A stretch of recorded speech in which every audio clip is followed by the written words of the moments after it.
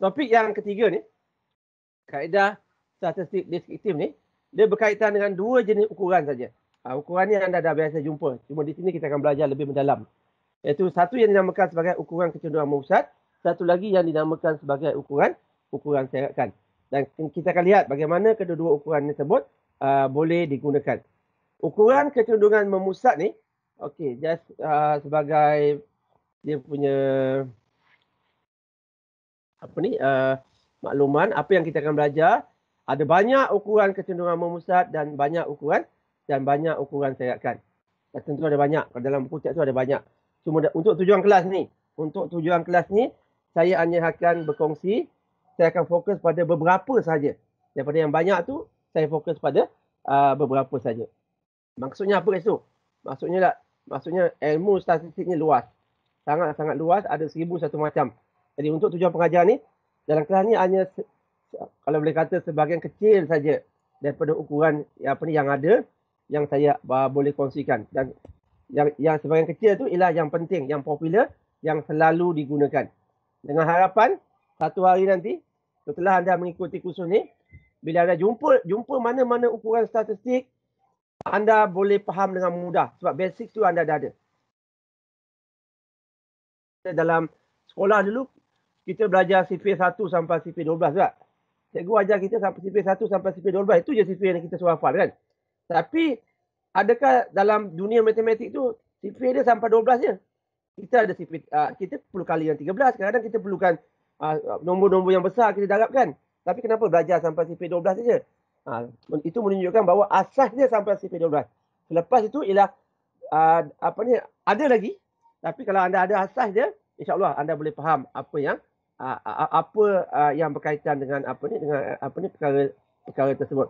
Begitu juga dalam kelas ni. Jadi bukan ini saja ilmu statistik. Apa yang awak akan jumpa ni termasuk topik yang ketiga ni adalah sebahagian kecil saja daripada ilmu statistik.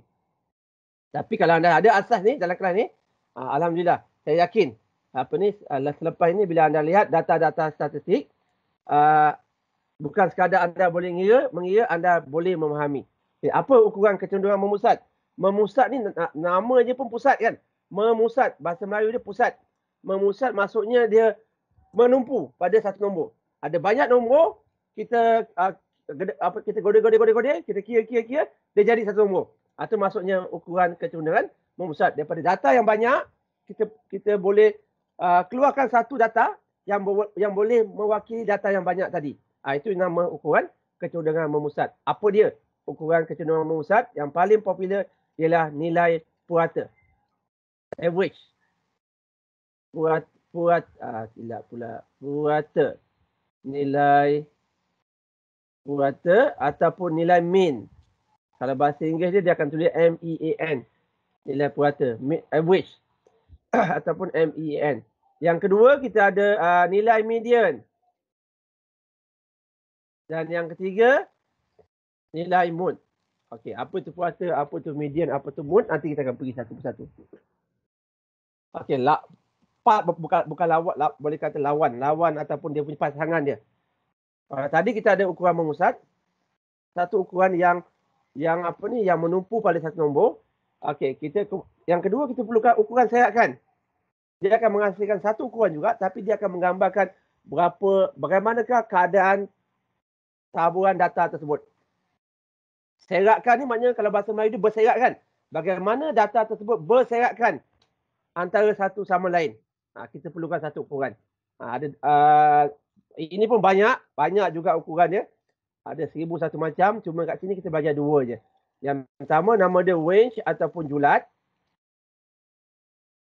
Yang kedua ialah variant. Kalau bahasa Inggeris pun variant ataupun sisihan piawai.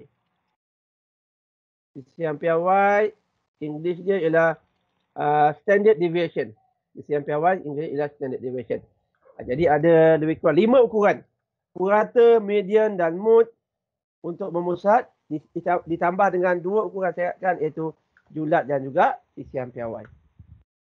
Okey, cuba kita pergi. Apa itu ukuran memusat? Yang pertama, nama dia mean arithmetic. Inilah mean arithmetic yang saya sebut tadi. Ini bahasa statistik ni lah. Anda nak panggil apa? Purata. Kalau dalam apps, dalam aplikasi, dalam software statistik, dia tulis mean. M-E-A-N. Pun dia. Lagi apa? Average. Pun dia. Dia ada banyak nama dan banyak simbol untuk mean arithmetic. Mean ni bergantung pada apa analisis yang kita gunakan. Nanti kalau anda apalagi kalau anda belajar masuk dalam bidang statistik ni, dia ada dia boleh berinovasi dari sisi simbol dia. Dia berada di mana? Kalau kita buat dari sini, dia adalah mean, tapi dia kena ada perbezaan sikit.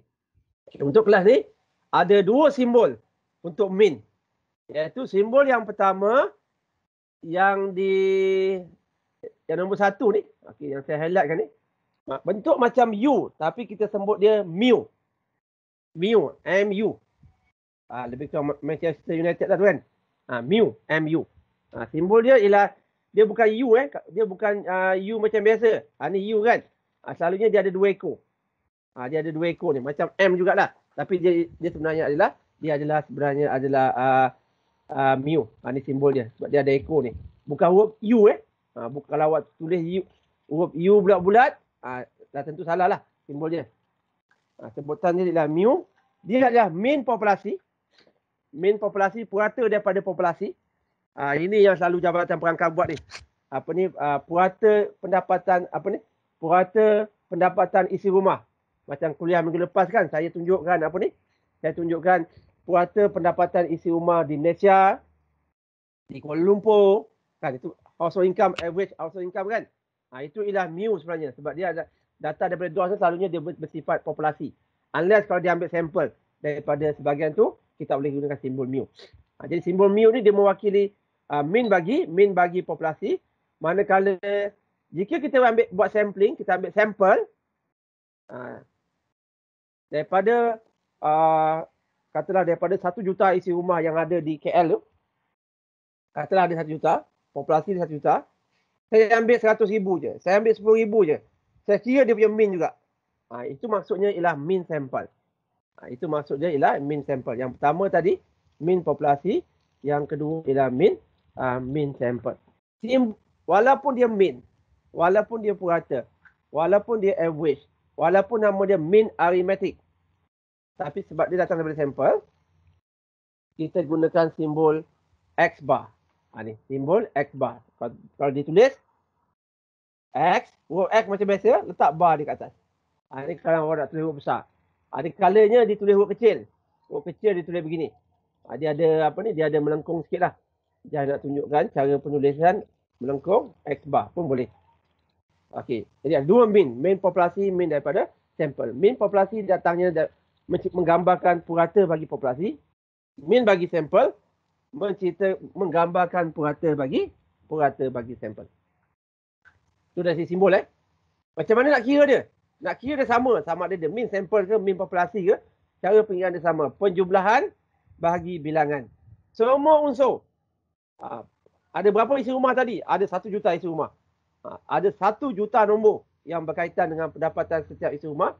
Jumlahkan, bahagi dengan bilangan dia. Bilangan dia 1 juta, bagilah 1 juta, dapat 1 nombor. Sebab tu di bawah ni N besar. N besar, apakah N besar ni? N besar ni nama dia saiz populasi. Saiz populasi, berapa ramai, berapa banyak unsur dalam populasi tersebut. Itu maksud N besar. Dalam statistik, simbol N besar ada maksud dia. Jangan tulis sembarangan. Sebab mungkin dari segi pengiraan dia betul, dari segi pemahaman anda tu akan salah. N besar berkait dengan saiz populasi. Contohnya apa? Apa N besar? Populasi penduduk Malaysia kita ada 32 juta. Populasi penduduk Malaysia kita ada 32 juta. Jadi N besar sama dengan 32 juta. Pergi pada sampel. Kita ada N juga. Di atas masih penjumlahan. Di bawah ialah N kecil. N kecil ialah saiz sampel. Daripada populasi, kita boleh ambil sebahagian daripada populasi tersebut. Tadi saya kata kita ada 32 juta penduduk. Saya nak kira pendapatan, saya nak kira kata dah saiz isi rumah, perbelanjaan dan sebagainya. Tapi saya tak nak buat banci macam DOS buat. Saya nak ambil sampel. Sebagai pelajar, sebagai researcher, kita buat sampel selalunya. Kita akan buat banci. Daripada 30 juta, saya nak ambil 10% saja. 10% daripada 32 juta, berapa? 3.2 juta kan? 3.2 juta. 3.200.000. Itulah saiz sampel. Jadi dalam erti kata lain, saiz sampel mesti lebih kecil lah daripada saiz populasi. Sama ada dia maklumat yang diperoleh itu ialah mean populasi ataupun mean sampel, dia akan berbeza dari segi simbol mu ke x bar. Penggiraan dia sama. Kalau datang daripada populasi, kita katakan dia mean populasi. Kalau datang daripada sampel, nama dia mean sampel. Itu yang dimasukkan sebagai mean arithmetic. Okey, jom kita kira. Ambil satu contoh. Katalah saya ambil contoh ni. Muka surat yang ketiga ni. Contoh berikut menunjukkan masa yang digunakan oleh 10 orang responden untuk melayari internet pada bulan lepas. Untuk melayari internet pada bulan lepas. Iaitu saya ada 10 orang.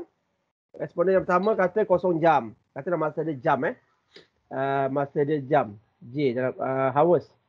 0 jam. Maksudnya dia tidak melayari internet. Yang kedua 7 jam, 12 jam, 5 jam sehinggalah yang ke-10 kita jumpa dia kata 22 jam. Okey, dia adalah sampel. Okey. Kata ada sampel. Kat sini dia kata jelas dia kata sampel. Kita perlukan info ni. Ada kalanya sukar untuk kita tentukan dia sampel ke responden. Dia perlukan anda punya value judgement anda. Anda punya penilaian diri anda sendiri. Anda nak kata dia sampel ke nak kata dia populasi. Mungkin level yang tinggi sikit, kadang-kadang anda kena fikir begitulah. Jawapan dia akan sama, cuma simbol dia akan berbeza. Sekarang ni saya nak dapatkan nilai purata. Purata masa yang digunakan oleh 10 orang responden untuk melayari internet. Nak dapatkan purata oleh kerana dia sampel. Jadi saya gunakan iaitu X bar. X bar sama dengan perjumlahan X bahagi dengan N kecil. Perjumlahan X maksudnya campurkan 0 campur 7 campur 12 campur 5 campur 33 bla bla bla bla campur 22 dapat 110. 110 bahagi dengan 10.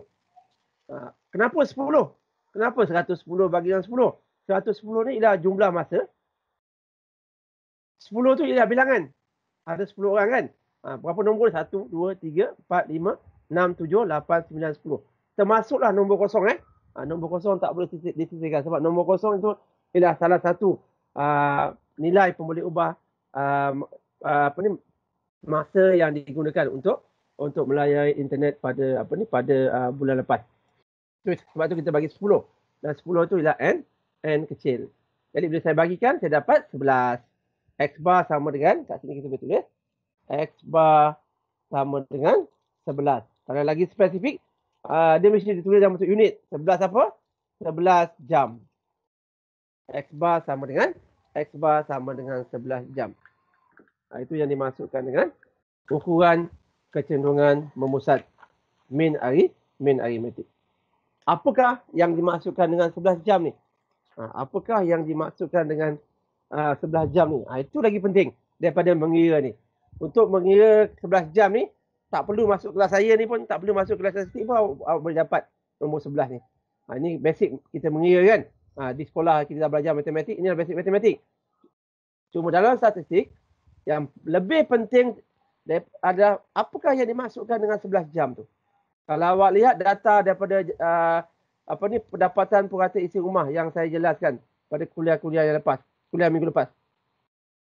Kita ada pendapatan isi rumah di Kuala Lumpur. Berapa tu kalau tak silap dalam lingkaran 8,000, 9,000 kan. Seolah-olah dia menggambarkan semua isi rumah di Kuala Lumpur adalah dalam golongan T20. Tak ada satu pun dalam golongan B40.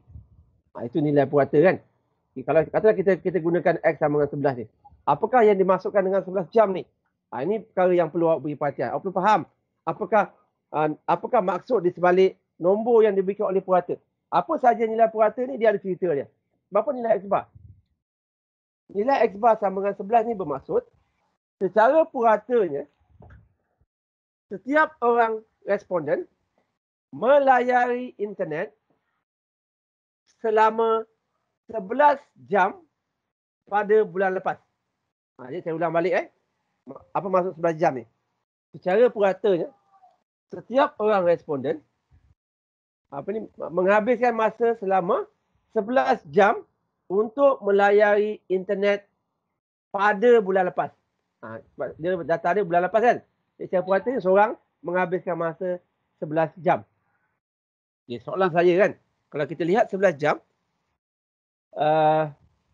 kalau kita balik pada data dia, data yang kita perolehi ialah daripada data yang diperolehi ialah daripada serendah-rendah nilai dia kosong, kemudian kita ada kosong 5, kemudian 7, 8, 9, 12, 14, 22, 33.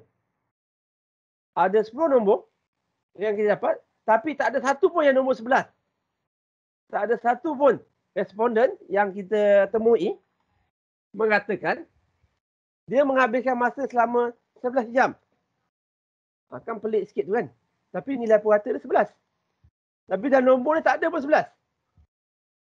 Betul memang tak ada 11 kan? Tak ada 11. Nampak tak peliknya nilai purata ni? Ini dah yang apa ni? Bukan dilema inilah perkara yang berlaku sebenarnya bila kita kira nilai purata. Ada kalanya nilai purata yang dihasilkan tu tidak mewakili mana-mana unsur. Tak ada satu unsur pun yang sama nilai dia dengan nilai purata. Itu yang saya cuba nak sampaikan. Bila mengira nilai purata, anda perlu tahu berkemungkinan tak akan ada satu pun unsur, tak akan ada satu pun isi rumah, tak akan ada satu pun responden kita yang mempunyai nilai 11, yang mengambil nilai 11 untuk masa melayari internet. Sebab tu perlu faham apa yang dimasukkan dengan nilai purata. Apa lagi kalau kita pergi macam contoh pendapatan kan. Pendapatan purata isi rumah di Kuala Lumpur 9,000. Woi, macam mana 9,000 tu kan? Padahal aku punya contoh pendapatan isi rumah keluarga kita dalam 4,000, 5,000 dah contohnya. Ataupun ada yang 2,000. Mana datang 9,000 tu? Ataupun ada isi rumah. Dia kata apa pula 9,000? Dia kata bapak aku kerja gaji 20,000, mak aku kerja gaji 20,000, isi rumah 40,000. Mana datang 9,000 tu? Aku duduk kat KL, dia kata. Itu contoh dia kan. Jadi kat situ, itulah keadaan dia. Itulah situasi dia. Bila kita cuba membandingkan nilai purata dengan nilai keadaan sebenar. Ada kalanya dia tidak dia memang berbeza, dia akan berbeza. Tapi itu tidak bermakna nilai purata yang diberikan oleh Jabatan Perangkaan, nilai purata yang kita kira ni, yang 11 jam ni salah. Tak tepat. Ataupun kalau dulu kita kata data tersebut ditipu. Data tersebut tak tepat. Data tersebut tepat, kaedah pengiraan dia tepat, cuma masalahnya ramai yang tak faham apa itu maksud nilai purata. Dia tak faham apa yang dimasukkan nilai purata, and then dia terus jump into conclusion, data yang diberikan adalah tak tepat. Sengaja digunakan untuk tujuan-tujuan politik dan sebagainya. Jadi sekarang ni kita lihat, ini contoh yang simple. Jadi bila apa yang saya nak sampaikan ni, kaedah min aritmetik ni pada anda ialah, anda perlu faham, bila bercerita pasal min aritmetik, nombor apa saja nombor yang anda dapat daripada pengiraan nilai purata, untuk apa saja? Purata pendapatan, purata KDNK, purata isi rumah, purata itu, purata ni. Anda guna je perkataan purata, anda kena lihat, kena faham. Bila kita melihat nombor purata, akan ada. Nombor purata itu menggambarkan akan ada unsur-unsur di dalamnya yang terlibat dalam pengiraan nilai purata tu. Berkemungkinan nilai dia lebih besar, ataupun sama, ataupun lebih kecil daripada nilai purata 11 tersebut. Itu maksud dia. Bila awak lihat nombor 11 ni, awak perlu faham. Tak semua data sebenar tu akan sama dengan 11. Akan ada lebih besar, mungkin ada yang sama, dan akan ada yang lebih kecil. Seperti yang saya tunjukkan. Daripada yang lebih kecil daripada purata. Okey, cuba kita highlightkan. 0, 7, 5, 8, 0, 9. Daripada 10 ada, kebetulan ada 5. ada 5 jawapan responden yang kurang daripada 11. Ada tak yang lebih besar? Dah tentu ada. Selain daripada tu, kita ada 22, 14, 33 dan 12. Jadi itulah yang akan digambarkan oleh nilai nombor 11. Ini kalau kita boleh lihat data dia kan.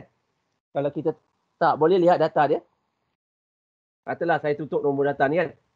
Okey, saya tutup. Just saya tutup nombor dia semua. Nombor 11 ni. Tiba-tiba saya keluar conclusion dia. Selalunya kita jumpa dekat kita jumpa dekat laporan kan, bila kita buat research, selalunya kita akan laporkan. Kita akan laporkan keputusan. Kesimpulan dia ialah anda buat kesimpulan secara puratanya, secara puratanya setiap orang menghabiskan masa 11 jam untuk melayari internet. Contohnya 11 jam. Jadi kalau anda lihat nombor 11 tu, anda perlu faham maksudnya akan ada yang kurang, sama ataupun lebih daripada 11. Tapi malangnya nilai purata tu 11 tersebut, kalau kita tanya berapa ramai yang lebih, berapa ramai yang kurang, berapa yang sama, dia tidak dapat dijawab dengan menggunakan nilai X bar itu saja. Kita perlukan ukuran lain. Banyak lagi ukuran selain daripada nilai X bar tu. Ini kalau dia sampel. Kalau saya tukar sampel ni, saya tukar dia jadi populasi. Katalah dia populasi. Daripada sampel, just tukar dia jadi populasi. Kalau dia populasi, berapakah mu dia? Mu dia masih sama. 110 bagi 10. Jawapan dia 11. Tapi kita kena gunakan simbol mu. Yang di bawah ni ialah N besar. Walaupun dari segi nombor tu sama, 11 lagi, 11 jam. Tapi dari segi maksud dia lain. Sebab tu dia perlukan simbol yang lain, iaitu mu. Yang X bar 11 ni ialah secara puratanya untuk sampel. Tapi yang mu ni ialah untuk populasi. Maknanya maklumat mu tu lagi tepat kalau dia adalah populasi.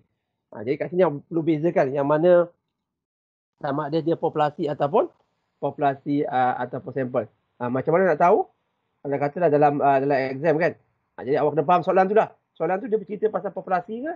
Dia bercerita pasal sampel. Kadang-kadang perkataan dia tidak mesti ada perkataan sampel. Barulah dia jadi sampel. Kadang maksud soalan tu. Maksud soalan tu anda perlu tahu. Sama ada dia sampel ataupun populasi. Okey, ada soalan setakat ni?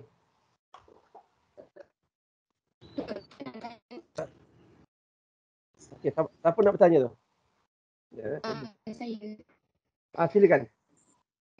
Kalau yang X bar tu kan kalau kita dapat 11 jam, doktor kata ada maksud dia kan. Maksud 11 jam tu maksudnya setiap orang responden melayari internet pada bulan lepas selama 11 jam. Tapi kalau soalan tu dia mu, kalau jawapan dia dalam mu, ada dia maksud lain tak? Kita kena sama maksud dia. Sama maksud dia. Maksudnya sama. Maksudnya tetapi dia untuk populasi lah. Secara puratanya, setiap orang menghabiskan masa 11 jam untuk melayari internet pada bulan lepas. Kalau kita populasi, katalah populasi populasi penduduk Malaysia kan. Populasi penduduk Malaysia. Katalah populasi penduduk Malaysia, kita gunakan nombor ni. Jadi apa? Secara puratanya, setiap penduduk Malaysia, setiap rakyat Malaysia menghabiskan masa 11 jam untuk melayari internet. Jadi bila kita punya terjemahan tu mesti bersesuaian kan dengan sampel ataupun dengan populasi. Tapi kalau dia X bar, 11 jam tu dia hanya merujuk pada untuk 10 orang tu saja. Faham tak? Suara siapa ni? Siti Noh. Siti Noh, anda punya suara ni bergegar sikit. Berputus sikit. Okay, tapi tak apa. Saya dapat. Maksudnya macam kawan kita Siti Noh maksudkan tadi, macam mana nak bezakan maksud untuk populasi, maksud untuk sampel. Okey, 11 jam. Kalau X bar, 11 jam ni untuk 10 orang ni saja. Sebab ni sampel. kita mungkin ada populasi kan. Populasinya mungkin 10 juta. Maksudnya kita belum lagi boleh bercerita pasal yang 10 juta lah. Sebab kita hanya untuk 10 orang saja. Kita perlukan kaedah lain. Tapi itu dia tetap termasuk dalam kita punya cerita ni lah. Tapi kalau dia mu, 11 ni untuk populasi tersebut, untuk seluruh rakyat negara tersebut contohnya. Jadi 11, saya boleh kata apa? Secara puratanya setiap orang di Malaysia melayari internet 11 jam pada bulan lepas. Jadi ayat tu mesti disusun, mesti boleh menggambarkan sama ada untuk sampel ataupun untuk populasi. Ada perbezaan dia dari segi maksud ayat dia. Mungkin ayat dia saya baca macam sama, tapi maksud dia berbeza. Okey, boleh? Ada yang lain? Nampak macam basic kan? Okey, nampak macam basic saja mengira purata ni. Tapi saya nak anda faham lebih daripada itu. Bukan sekadar mengira saja. Kalau mengira tu senang sangat. Anda kira dengan kalkulator. In fact, saya ada tunjukkan dalam video saya di UKM Folio tu, saya ada tunjukkan satu video. Bagaimana anda nak gunakan kalkulator nak jawab semua ukuran yang saya ajar ni. Tak perlu anda campur pun. Just key in data ni saja. 0, 7, 12, 22. Anda akan dapat mean, anda akan dapat ukuran memusat, anda akan dapat ukuran sayapkan. Video tu ada. Itu siapa yang tahu gunakan kalkulator, memang satu kelebihan. Dia tidak menjadi satu kesalahan pun kalau anda menggunakan kaedah pantas untuk mengira. Tapi kalau dalam exam tu bergantung pada soalan bagaimana gaya pengiraan. Tapi kalau anda ada kemahiran gunakan kalkulator dengan mahir, anda mahir gunakan kalkulator, dia sangat-sangat membantu. Sebab fokus kita dalam kelas ni bukan nak uji anda reti tak campur 0, campur 7, campur 12, campur 5. Tak, saya takkan uji anda tu. Kalau saya nak uji, saya akan uji mungkin pelajar di sekolah rendah ataupun pelajar di sekolah menengah. Ni di peringkat universiti, anda tak akan diuji begitu. Sebab saya tahu, kalau inilah soalan exam, ni kira soalan level senang lah. Saya tahu, daripada saya mesti saya mungkin kalau KPI saya, mesti semua pelajar boleh kira nombor 11 ni. Kalau ada pelajar yang gagal dapat nombor 11 ni, maksudnya KPI saya tersalah sikit lah. Ada pelajar saya yang masih lagi belum faham, belum tahu macam mana nak mengira. Yang lebih penting daripada itu ialah anda kena faham apa maksud nilai purata tersebut. Apa maksud nilai purata yang dihasilkan. Begitu juga tengok ibu balik nota minggu lepas. Ada bila saya bercerita pasal purata pendapatan isi rumah di Malaysia dan bagi setiap negeri. Konsep dia sama. Kalau dia daripada DOS, data tu ialah data populasi, dia adalah mu. Kalau sampel dia adalah X bar. Okey, itu nilai mean aritmetik yang pertama yang perlu anda tahu. Cabaran dia ialah maksud dia. Cabaran dia ialah maksud bagaimana anda nak memahami nilai purata tersebut. Itu lagi penting sebenarnya. Daripada mengira. Macam soalan yang kawan kita tadi kan. Dia cuba nak cari perbezaan dari si maksud. Dia bukan bertanya macam mana nak kira. Sebab dia dah tahu kira. Yang penting kena tahu macam apa beza X bar dengan mu kan. Nak tulis X bar ke nak tulis mu. Silap tulis simbol pun dalam statistik hilanglah sikit markah kan. Kalau katalah dia 2 markah, kalau anda silap simbol betul, jawapan betul, dapatlah 2 markah. Kalau simbol salah, jawapan betul, hilanglah markah dia. Dan sebaliknya.